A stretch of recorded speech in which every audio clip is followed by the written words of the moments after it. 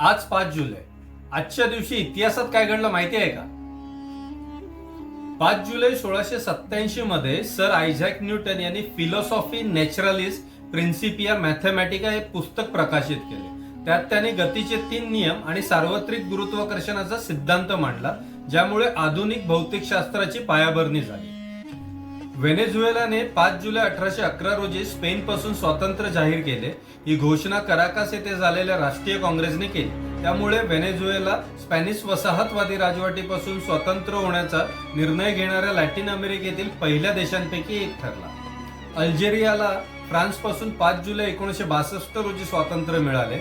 French वसाहतवादी राजवटीविरुद्धचा Algerian स्वातंत्र्य संग्राम 1954 ते 1962 असं सुमारे 8 वर्ष चालला. या संघर्षात नॅशनल लिबरेशन फ्रंटने प्रमुख भूमिका बजावली.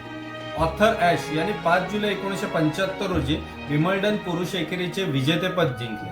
ते विम्बल्डन एकेरीचे विजेतेपद जिंकणारे पहिले कृष्णवर्णीय पुरुष खेळाडू ठरले. अंतिम सामन्यात त्यांनी अमेरिकेच्या जिमी कॉर्नर्स यांचा पराभव केला. अशा रोचक इतिहास माहिती जाणून घेण्यासाठी आपल्या व्हिडिओला लाईक आणि चॅनलला नक्की सबस्क्राईब करा.